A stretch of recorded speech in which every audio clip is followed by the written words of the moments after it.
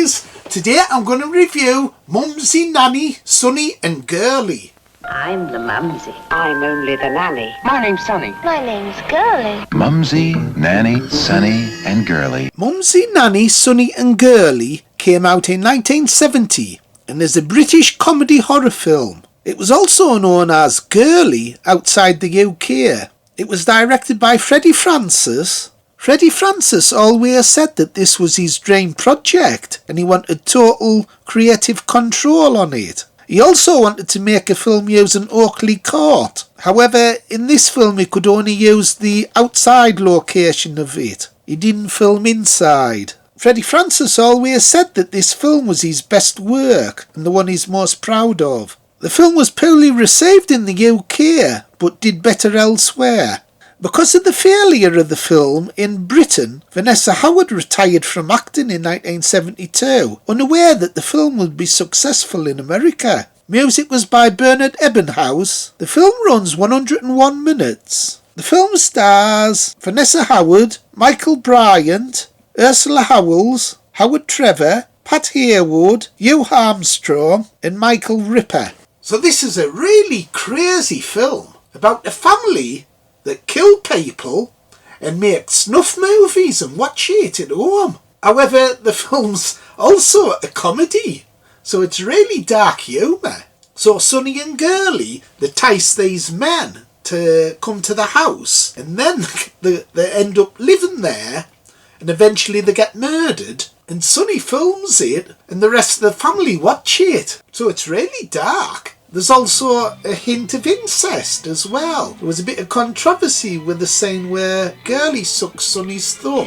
and it's implied they're having it off. Also, it's a little bit disturbing that they're wearing school uniforms. Vanessa Howard, although she was 22 around this time when she made the film, she looks younger, and at first I thought, is she underage? Same thing happened with Natasha Kinski in To the Devil a Daughter, the film Hammer made, and she was only about 15, 16 when she made the film. However, this one, that's not as bad.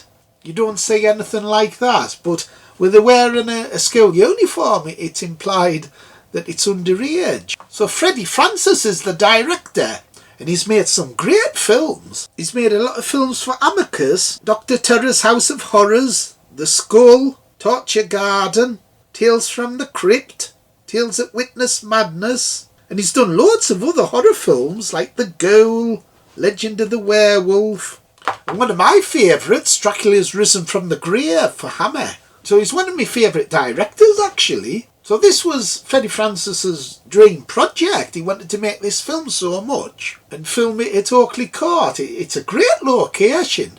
Hammer used the same location a lot of times. And speaking of Hammer, Michael Ripper pops up, the character actor. He's at the beginning, he plays a zookeeper. He doesn't have much to do, but it's nice to see him in it. What have you got in that box? Come on. Let's have a look at it. Come on. Bring it here. Open it up.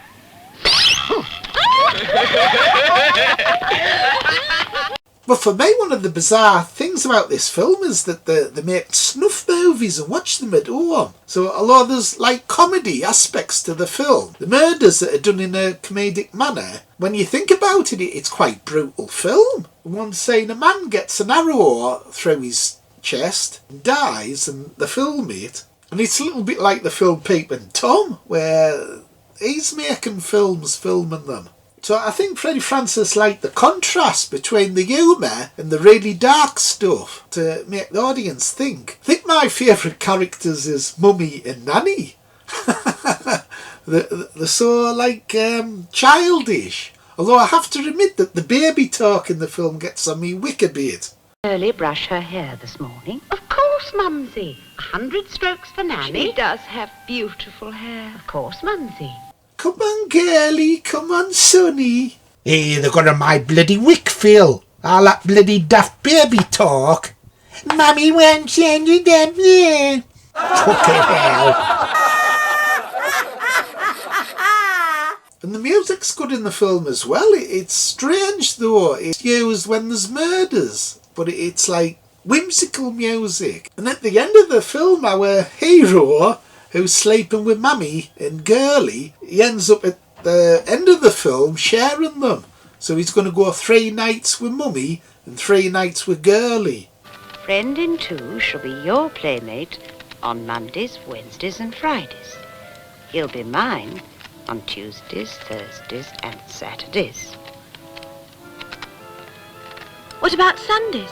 Miss Girly. Bloody hell! He's gone with the mother 3 nights. The daughter 3 nights. What's he going to do on a bloody Sunday? Stick it in the fucking fridge?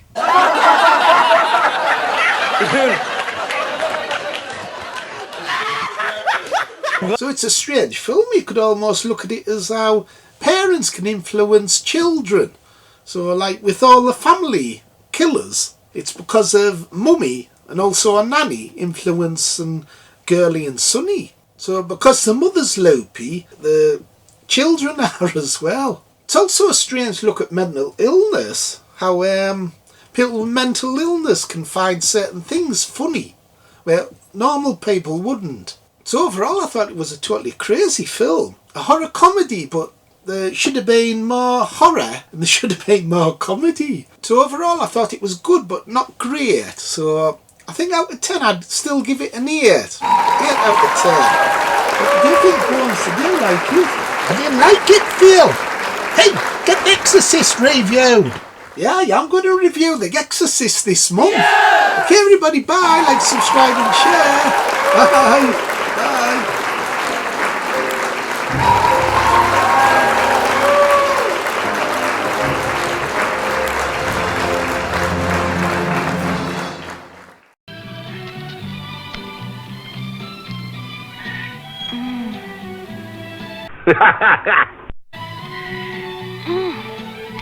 This bore me, mister. Oh my.